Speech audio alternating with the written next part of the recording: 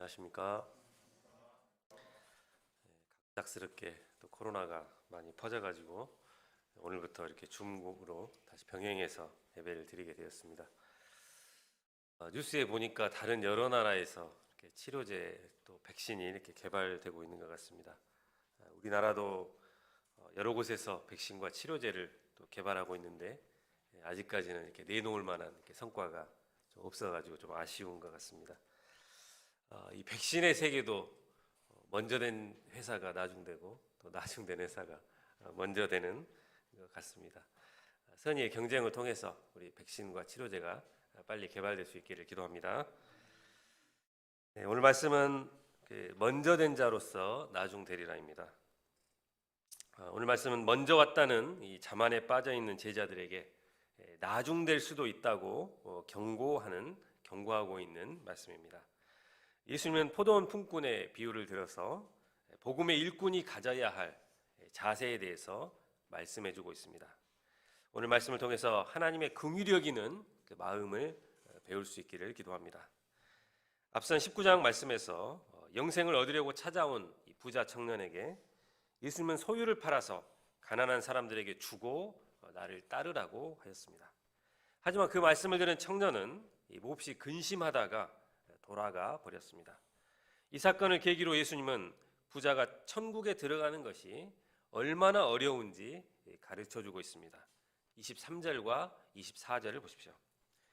예수께서 제자들에게 이르시되 내가 진실로 너희에게 이르노니 부자는 천국에 들어가기가 어려우니라.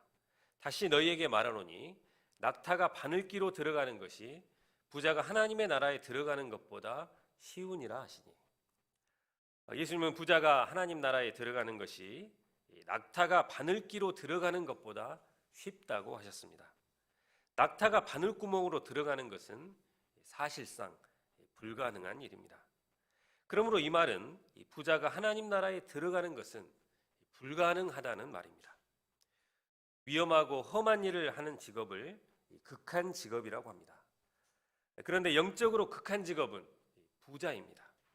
왜냐하면 기적이 일어나지 않고서는 천국에 들어갈 수가 없기 때문입니다. 그러면 우리가 천국에 들어가기 위해서 무조건 돈도 벌지 말고 가난하게만 살아야 하는 것입니까? 그렇지는 않습니다. 취직도 하고 또 돈도 벌어야 먹고 살 수도 있고 또 가난한 자를 돕고 또 하나님께 드려서 하나님 역사에 귀히 쓰임 받을 수도 있습니다. 성경에는 하나님의 축복으로 부자가 된 사람들을 많이 만나볼 수 있습니다. 아브라함도 이삭도 야곱도 모두 부자였습니다. 고난을 많이 받은 욥도 역시 부자였습니다. 예수님은 의식주를 염려하는 제자들에게 너희는 먼저 그의 나라와 그의 의를 구하라. 그리하면 이 모든 것을 더하리라고 약속하셨습니다. 그러므로 부자가 영적으로 위험해질 수 있지만 부자라고 해서 무조건 하나님 나라에 못 가는 것은 아닙니다. 중요한 것은 이 재물에 대한 이 성경적인 가치관을 갖는 것입니다. 재물에 대해서 청지기적 자세를 가지고 하나님께서 주신 재물을 주와 복음을 위해서 그리고 가난한 이웃을 위해서 올바로 쓸 수 있어야 하는 것입니다. 25절을 보십시오. 제자들은 예수님의 말씀에 충격을 받았습니다. 그들이 몹시 놀란 것은 당시 유대인들은 부자가 된 것이 하나님의 축복을 받아서 그리 된 것으로 여겼기 때문입니다. 그래서 부자들은 천국에 들어가기가 상대적으로 수월하다고 여겼습니다. 그런데 부자가 천국에서 배제된다면 과연 누구에게 소망이 있겠는가 생각했기 때문입니다. 그래서 예수님께 누가 구원을 얻을 수 있는가를 물었습니다. 예수님의 대답이 무엇입니까? 26절 말씀을 다 함께 읽어보겠습니다. 시작. 예수께서 그들을 보시며 이르시되 사람으로는 할 수 없으나 하나님으로서는 다 하실 수 있느니라. 하나님은 부자의 마음을 움직이셔서 재물에 대한 애착으로부터 자유롭게 해 주십니다. 그래서 자신이 소유한 재물을 아까워하지 않고 가난한 사람을 구제하는 데 사용하게 하십니다. 돈의 노예로 살던 세리 마태나 삭개오도 하나님의 은혜로 말미암아 구원받을 수 있게 하십니다.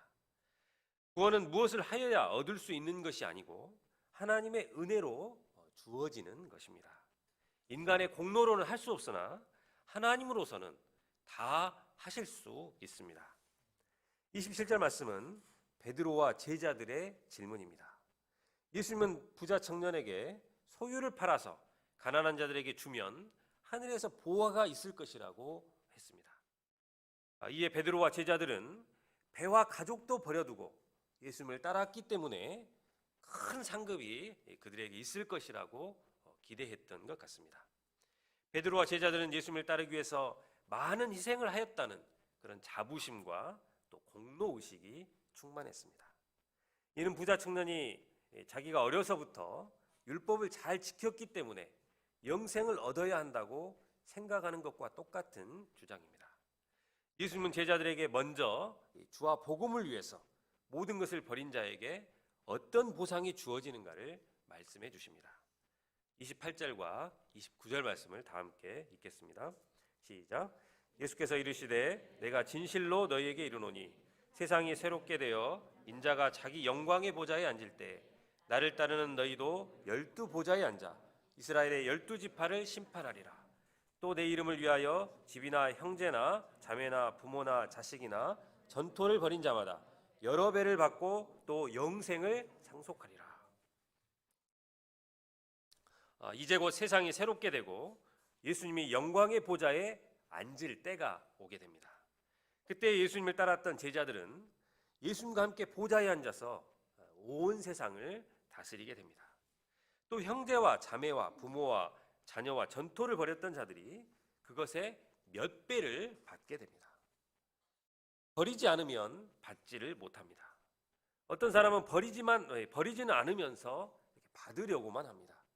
하지만 그런 일은 결코 일어나지 않습니다. 이 땅에서 예수님을 위해서 희생하는 사람은 천국에서 여러 배를 받지만 부자 청년처럼 가진 것을 버리지 못하면 받을 수가 없습니다. 그렇기 때문에 이 땅에서의 희생은 어리석은 것이 아닙니다. 지난주에 짐 엘리엇의 말이 기억에 남습니다. 영원한 것을 얻기 위해서 영원하지 않는 것을 버리는 것은 어리석은 것이 아니라고 했습니다. 그렇습니다. 이 땅에서 잠시 형제나 자매나 부모나 또 자녀와 관계가 끊어질 수도 있고 또 내 소유를 다 잃어버릴 수도 있습니다. 그러나 이것은 일방적인 희생이 아니라 미래에 받을 축복에 대한 일종의 투자인 것입니다.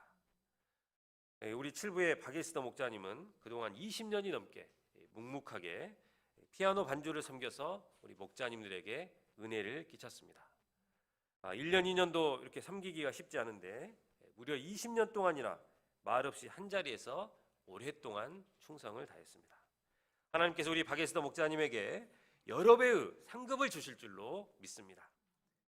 우리가 이와 같이 영원한 것을 소망하면서 하나님의 일에 충성을 다하는 지혜로운 사람들이 될 수 있기를 기도합니다. 예수님께서 여기까지만 말씀을 해주셨다면 좋았으련만 제자들에게 경고의 말씀도 주셨습니다. 30절 말씀도 다 함께 읽겠습니다. 시작. 그러나 먼저 된 자로서 나중되고 나중된 자로서 먼저 될 자가 많으니라. 베드로와 제자들처럼 먼저 와서 예수님과 함께 고난도 감당하고 또 힘들게 일도 했으니 다른 사람들보다 먼저 복을 받아야 할 것 같습니다. 그런데 반드시 그렇지는 못하다는 것입니다. 모든 것을 버리고 주님을 따르는 것은 위대한 헌신입니다. 그러나 이로 인해서 헛된 자만심에 빠지고 또 더 많은 보상을 받고자 하는 이런 공로의식을 갖는 것은 제자로서의 합당한 자세가 아닙니다. 이런 마음이 생겨날 때 오히려 실족하게 될 수도 있습니다. 예수님 시대의 바리새인 서기관들이 그러했습니다. 그들은 하나님 역사에 먼저 온 자들이었지만 아브라함의 자손이라는 헛된 자부심과 또 교만과 특권의식에 사로잡혀서 결국에는 나중이 되어버렸습니다. 예수님은 제자들이 이런 자기유와 이 보상 심리를 내려놓을 수 있도록 한 가지 비유를 말씀해 주셨습니다. 20장 1절 말씀을 보십시오.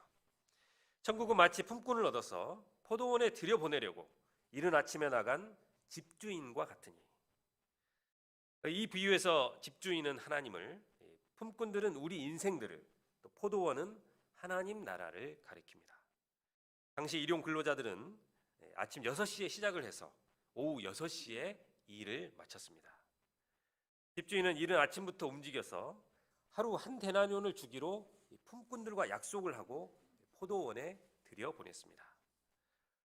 요즘도 인력대기소는 일거리를 찾고자 하는 사람들이 새벽부터 나와서 줄을 서 있습니다.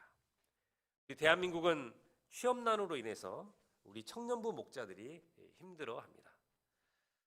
올해 국가직 구급 공무원을 4,987명을 뽑았는데 무려 19만 5,300명이 지원을 했다고 합니다. 또 환경미화원을 뽑는데 박사학위 소지자까지 지원을 할 정도였습니다. 그런데 이렇게 일찍부터 자신을 뽑아주었을 때 품꾼들의 마음은 어떠했을까요? 아침 6시에 처음으로 뽑힌 일꾼들은 자신들을 포도원으로 불러주신 주인에게 너무나 감사했을 것입니다. 주인은 오전 9시에도 장터에 나가보았습니다. 그랬더니 놀고 있는 사람들이 있었습니다. 주인은 이들에게도 은혜를 베풀어서 상당하게 줄 것을 약속하고 포도원에 들여보냈습니다. 주인은 정오와 또 오후 3시에도 장터에 나가서 또 그와 같이 했습니다. 심지어 오후 5시에도 나갔습니다. 그랬더니 아직도 서 있는 사람들이 있었습니다. 우리나라 근로자 대기소에는 아침 6시가 조금 넘으면 끝나버립니다. 힘이 좋고 또 일을 잘하게 생긴 사람들을 우선적으로 뽑아서 데리고 가버립니다. 더 이상 뽑아주는 사람이 없으면 집으로 돌아가게 됩니다. 그런데 비유에 나온 사람들은 뽑아주는 사람도 또 갈 곳도 없었던 사람들이었던 것 같습니다. 주인은 안타까운 마음으로 그들에게 물었습니다. 너희는 어찌하여 종일토록 놀고 여기 서 있느냐? 이는 포도원에 들어가지 못하고 방황하면서 인생을 허비하고 있는 그런 인생들을 향해서 불쌍히 여기신 탄식입니다. 일을 하지 않고 빈둥거리는 사람을 백수라고 합니다. 하나님은 우리가 영육간의 백수로 살기를 원치 않으십니다. 주인의 안타까운 질문에 그들은 무엇이라고 대답했습니까? 이르되 우리를 품꾼으로 쓰는 이가 없음이니이다.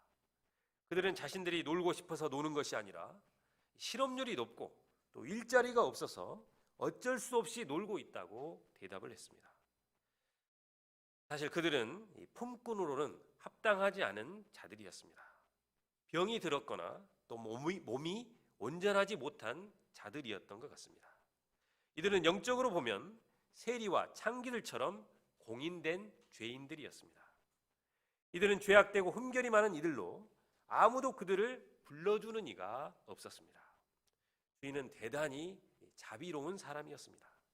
이제 곧 일이 마감되는데도 불구하고 그리고 아무도 쓰려고 하지 않는 이들까지도 포도원으로 들여보냈습니다.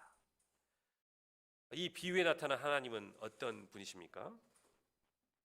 첫째로 하나님은 은혜로 부르시는 분이십니다.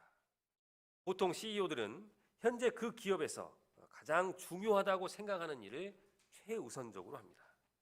똑같은 포도원이라 하더라도 어떤 주인은 인부들의 가성비를 생각해서 일을 잘하는지를 감시하는 일을 합니다. 또 다른 주인은 회사의 수익성을 높이기 위해서 회계장부 또 세무 지식을 쌓고자 노력합니다. 판매차 다변화를 위해서 직접 발로 뛰며 또 루트를 개척하고자 하는 그런 주인들도 있습니다. 요즘에 한국 기업들은 아내만 빼고 다 바꾸라고 하면서 R&D에 투자하고 또 혁신을 부르짖습니다. 그런데 본문의 포도원 주인의 하는 일이 무엇이었습니까? 오직 한 가지 고용에만 힘을 썼습니다.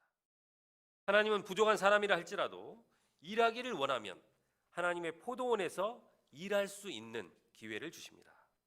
하나님께 쓰임받는 사람들은 대부분 평범하고 또 세상에서 주목을 받지 못한 사람들이 많았습니다. 세상에서는 버림을 받고 또 무시를 받던 사람들도 많이 있습니다. 모세는 동족에게 버림을 받아서 광야에서 양똥이나 치우던 양치기로 빈둥빈둥 놀고 있는 자였습니다. 또 라합은 여리고성에 살던 기생이었고 에훗은 오른손에 장애를 가지고 있었지만 사사가 되었습니다. 참가는 농부였지만 소를 몰던 막대기로 600명의 블레셋 용사들을 무찔렀습니다. 고린도전서 2장 26절에서 30절은 이렇게 말하고 있습니다. 형제들아 너희를 부르심을 보라. 육체를 따라 지혜로운 자가 많지 아니하며 능한 자가 많지 아니하며 문벌 좋은 자가 많지 아니하도다. 그러나 하나님께서 세상에 미련한 것들을 택하사 지혜 있는 자들을 부끄럽게 하려 하시고 세상에 약한 것들을 택하사 강한 것들을 부끄럽게 하려 하시며 하나님께서 세상에 천한 것들과 또 멸시받는 것들과 없는 것들을 택하사 있는 것들을 폐하려 하시나니 이는 아무 육체도 하나님 앞에서 자랑하지 못하게 하려 하심이라. 내가 잘났기 때문에 하나님께서 나를 부르신 것이 아닌가, 또 나를 써먹기 위해서 부르신 것이 아닌가 하는 그런 오해와 착각에 빠질 때가 있습니다. 그러나 우리는 모두 일할 자격이 없는 죄인들이요 또 한없이 부족하고 연약한 자들입니다. 그럼에도 불구하고 하나님의 일방적인 은혜로 말미암아 하나님의 일을 할 수 있게 된 것을 잊어서는 안 되겠습니다. 우리는 이 하나님의 부르심을 받아서 오늘 이곳에 온 줄로 믿습니다. 우리가 비록 지혜가 부족하고 또 능력이 부족할지는 모르나 이런 우리를 부르셔서 세상에 지혜 있다고 하는 자들 또 강하다고 하는 자들을 부끄럽게 하실 줄로 믿습니다. 둘째로 하나님은 자비가 풍성하신 은혜의 하나님이십니다. 주인은 부자라고 해서 갑질을 일삼거나 또 게으르고 무책임한 그런 사람이 아니었습니다. 일반적으로 일할 사람들이 먼저 이력서를 써와서 채용해 달라고 아쉬운 소리를 합니다. 그런데 여기 주인은 자신이 먼저 나가서 그것도 이른 아침부터 일하는 그런 부지런한 성품의 소유자였습니다. 주인은 농부들을 먼저 찾아서 아쉬운 소리를 하면서 포도원에 들여보냈습니다. 이른 아침부터 오후 5시까지 장터로 나갔습니다. 주인이 품꾼을 부르는 목적은 단순히 노동력을 얻기 위해서가 아니었습니다. 일할 기회를 주고 또 열심히 일함으로써 행복한 인생을 살도록 하기 위해서였습니다. 한마디로 주인은 은혜를 베풀기 위해서 품꾼을 부르신 것입니다. 하루 벌어서 하루를 살아가는 그들이 공치는 날이면 처와 자식들은 굶주리게 될 것입니다. 주인은 그들과 또 그들의 가족들을 먼저 생각했습니다. 이런 안타까운 사정을 알고 다만 불쌍히 여겨주신 것입니다. 그래서 빈둥빈둥 놀고 있는 인생들을 불쌍히 여기시고 계속해서 나가서 포도원으로 불러주신 것입니다. 그런데 이제 저녁 6시가 되었습니다. 하나님의 포도원은 누구라도 들어올 수 있도록 넓게 열려 있었습니다. 그러나 언제까지 열려 있는 것은 아닙니다. 마감 시간이 되면 문을 닫고 결산을 하게 됩니다. 8절을 보십시오. 저물매 포도원 주인이 청지기에게 이르되 품꾼들을 불러 나중 온 자로부터 시작하여 먼저 온 자까지 삭을 주라 하니, 죽은 주인은 청지기를 불러서 싹을 주라고 했습니다. 그런데 먼저 온 자부터 챙겨서 싹을 주었으면 아무런 일이 없었을 텐데 하필 먼저 온 자부터 챙겨서 싹을 주라고 했습니다. 오후 5시에 온 자들부터 싹을 주었습니다. 그들은 고작 1시간밖에 일을 안 했기 때문에 12분의 1 데나니온만 받을 것으로 기대하고 있었을 것입니다. 그런데 놀랍게도 1시간 일을 한 그 품꾼에게 한 데나니온을 주었습니다. 그들의 기대 수익의 10배가 넘게 준 것입니다. 품꾼은 깜짝 놀라서 연신 감사하다고 허리를 숙였을 것입니다. 갑자기 시급이 확 올라가 버렸습니다. 이것으로 인해서 다른 품꾼들은 기대에 부풀었습니다. 오후 3시에 온 품꾼들은 적어도 2데나리온 이상을 기대하였고 정오에 온 사람들은 6데나리온은 받을 수 있겠다고 기대했습니다. 또 온종일 일한 품꾼들은 10배 이상은 일을 했기 때문에 10데나리온은 받을 수 있을 것이라고 기대를 했습니다. 이들의 기대는 어찌 보면 당연한 것 같습니다. 그러나 주인은 1시간밖에 일하지 않은 사람과 12시간을 일한 사람을 똑같이 대우했습니다. 이로 인해 종일토록 일한 품꾼은 화가 단단히 났습니다. 그들은 1시간밖에 일하지 않은 품꾼들보다 더위를 견디며 더 많은 일을 했습니다. 그래서 좀 더 나은 대우를 받고자 했던 것입니다. 이것은 지극히 상식적이고 또 합리적인 것입니다. 반면 주인의 처사는 공평하지 않은 것처럼 보입니다. 상식과 합리를 파괴한 것처럼 보입니다. 먼저 온 사람들을 골려주려고 일부러 그러는 것처럼 보이기도 합니다. 먼저 온 품꾼은 자신의 품삯을 보상으로 여겼기 때문에 공정이라는 기준을 제시했습니다. 즉 1시간 일한 사람과 종일 수고하고 더위를 견딘 사람과 똑같이 한 데나리온의 품삯을 주는 것은 공정하지 않다고 주장을 한 것입니다. 최근에 우리 사회를 뜨겁게 달구었던 것들이 대부분 공정이라는 가치를 둘러싸고 벌어졌던 이슈들이었습니다. 고위공직자의 자녀들이 손쉽게 대학에 들어가고 또 군부대에서 휴가를 받는 것도 공정하지 않다고 주장을 했습니다. 이런 주장들이 억지스럽든 그렇지 않든 국민들의 관심이 그만큼 공정한 사회를 원하고 있다는 것입니다. 마이클 야코넬리라는 작가는 다음과 같은 말을 했습니다. 은혜보다 교회 안의 사람들을 더 화나게 하는 일도 없다. 이게 무슨 말입니까? 세상은 온통 공정의 원리가 지배를 하고 있습니다. 그러나 하나님의 세계는 은혜의 원리에 의해서 지배되어지고 있습니다. 그런데 공정의 원리를 기준으로 하는 사람이 이 은혜를 보면은 화가 난다는 것입니다. 누가복음 15장에 나오는 탕자의 비유에서 큰아들은 아버지의 재산을 창기와 함께 말아먹은 이 동생이 돌아왔을 때 아버지가 송아지를 잡고 잔치를 베풀어 준 것으로 인해 아버지에게 화를 내었습니다. 내가 여러 해 아버지를 섬겨 명이 어김이 없거늘 내게는 염소 새끼라도 주어서 나와 내 벗으로 즐기게 하신 일이 없더니 아버지의 살림을 창녀들과 함께 삼켜버린 이 아들이 돌아오매 이를 위하여 살진 송아지를 잡으셨나이다.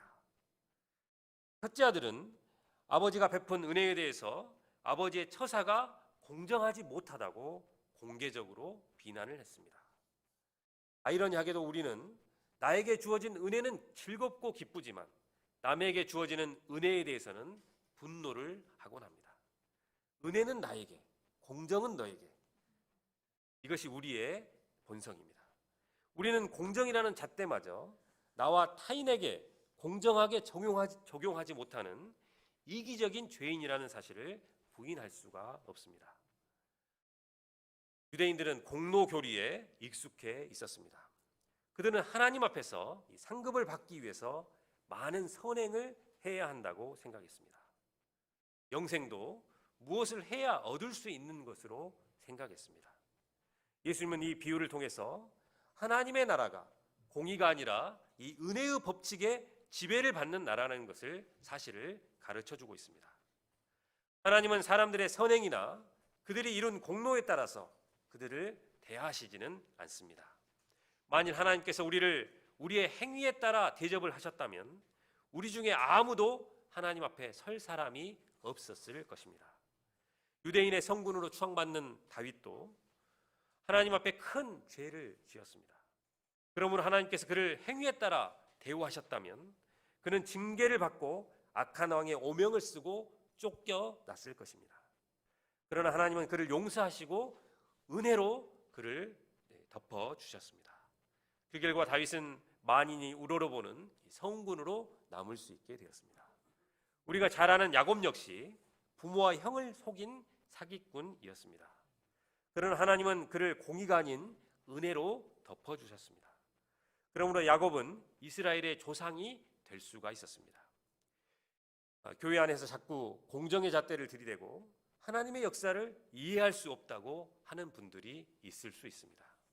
그러나 하나님의 역사는 공정의 잣대가 아니라 은혜로 이루어지는 역사임을 알아야 합니다. 그리고 교회에서 공정을 바라기보다 은혜와 긍휼을 바라야 하는 것입니다. 천국의 원리가 무엇입니까? 16절 말씀을 다 같이 읽어보겠습니다. 16절입니다. 시작. 이와 같이 나중된 자로서 먼저 되고 먼저 된 자로서 나중되리라. 천국에서는 늦게 온 사람이 먼저 품삯을 받고 먼저 온 사람이 늦게 품삯을 받기도 합니다. 천국에서는 늦게 온 사람이 한 데나리온을 받고 먼저 온 사람도 한 데나리온을 받습니다. 주인의 은혜는 가장 먼저 온 사람에게나 또 늦게 온 사람에게나 그 가치가 큰 사람에게나 적은 사람에게나 똑같이 적용이 됩니다. 먼저 온 자, 나중된 자는 구체적으로 누구를 말하는 것입니까? 말씀을 자세히 보면 19장 30절 말씀과 또 20장 16절 말씀이 순서가 바뀌어 있는 것을 알 수 있습니다. 왜 순서가 바뀌어 있을까요? 부자 청년은 예수님의 말씀을 듣고 근심하며 가버렸습니다. 하지만 예수님은 청년이 나중에는 먼저 될 수도 있다는 소망을 가지신 것입니다. 역사적으로 먼저 된 자는 유대인을 말하고 또 나중된 자는 이방인을 말합니다. 먼저 된 자는 바리새인과 같은 종교 지도자들이고 나중된 자는 세리와 창녀들일 것입니다. 예수님의 12제자를 먼저 된 자라고 한다면 나중된 자는 제자가 아닌 그들 믿음의 사람들이었을 것입니다. 우리들은 모두 각각 하나님께서 불러주신 때가 다릅니다. 김요한 목사님은 대학 1학년 때부터 일찌감치 부르셔서 연애도 한번 못 해보고 또 세상에서 마음대로 즐겨보지도 못해서 조금 아쉽다고 했습니다. 하지만 세상에서 때묻지 않게 불러주신 것에 감사하다고 하셨습니다. 반면에 우리 최문호 이행자 목사님들은 50이 넘은 나이에 오셨습니다. 이분들은 비록 늦게 오셨지만 하나님의 은혜에 너무 감사하고 또 행복해 하십니다. 욥기 골든벨에 참여하셔서 거의 끝까지 이렇게 남아 있기도 하시고 또 2번의 암송 대회에 모두 참석해서 지금까지 100% 말씀을 암송하셨습니다. 이렇게 순서가 각각 다르지만 늦게 왔다고 해서 아쉬워하거나 먼저 왔다고 해서 방심할 수가 없습니다. 대부분의 사람들은 자신이 가장 먼저 와서 또 가장 많은 일을 한 일꾼으로 생각하는 그런 경향이 있습니다. 만일 내가 가장 늦게 온 사람이고 할 일이 별로 없는 사람으로 인정한다면 어떤 마음이 들게 될까요? 모든 것에 감사하게 될 것입니다. 그런데 나를 조금이라도 먼저 와서 또 많이 일한 사람으로만 여기기 때문에 다른 사람과 비교하고 또 부당한 대우를 받았다고 불평하는 것입니다. 먼저 일하고 믿는 자들이 불평이 많다고 합니다. 그것은 일하는 것을 섬기는 마음으로 하는 것이 아니라 우월감과 또 자기의로 하기 때문일 것입니다. 우리는 하나님께서 나에게 다른 사람보다 우월한 것을 주셨다면 그 우월감보다 감사하고 섬기는 마음을 가져야 합니다. 하나님을 채무자로 여기고 흥정하고자 하는 흥정의식이 아니라 하나님께 일방적으로 선택을 받았고 쓰임을 받는 것 자체가 복이다는 그런 감사의식을 가져야 합니다. 하나님의 은혜를 알지 못하면 감격과 기쁨이 없이 바리새인처럼 되어서 늘 다른 사람과 비교하거나 정죄하는 것으로 살 수밖에 없습니다. 우리의 삶에 은혜가 아닌 것은 아무것도 없습니다. 자격과 권리를 주장하면서 하나님께 보상을 요구할 수 있는 권리는 우리에게 없습니다. 하나님을 섬기는 사람에게 지금 하나님을 섬기고 있다는 것 그 자체가 이미 큰 은혜인 것입니다. 다른 사람이 잘 될 때 함께 기뻐하고 다른 사람이 아파할 때 함께 슬퍼해야 합니다. 하나님께 우리는 감사로 반응을 해야 하고 다른 사람에게는 사랑으로 반응을 해야 합니다. 그런 자에게 하나님은 우리가 기대하는 것보다 더 넘치도록 보상해 주실 것입니다. 결론적으로 천국은 아무리 많이 희생하고 또 수고했다고 해서 얻을 수 있는 곳이 아닙니다. 오로지 하나님의 일방적인 은혜와 긍휼하심 때문입니다. 이 은혜를 기억하고 자만에 빠지지 않고 또 더 받고자 하는 헛된 욕심을 버려야 할 것입니다. 먼저 된 자가 나중될 수도 있다는 주님의 경고의 말씀을 우리 마음에 새길 수 있기를 기도합니다. 16절 말씀을 읽고 기도하고 마치겠습니다. 자, 이와 같이 나중된 자로서 먼저 되고 먼저 된 자로서 나중되리라. 하나님 아버지, 이 시간 헛된 자만심과 또 더 많은 보상을 받고자 하는 우리의 욕심을 회개합니다. 저희들이 주님의 참된 제자로서 예수님의 신실하심과 또 긍휼히 여기는 마음을 배울 수 있기를 기도합니다. 예수님의 이름으로 기도합니다.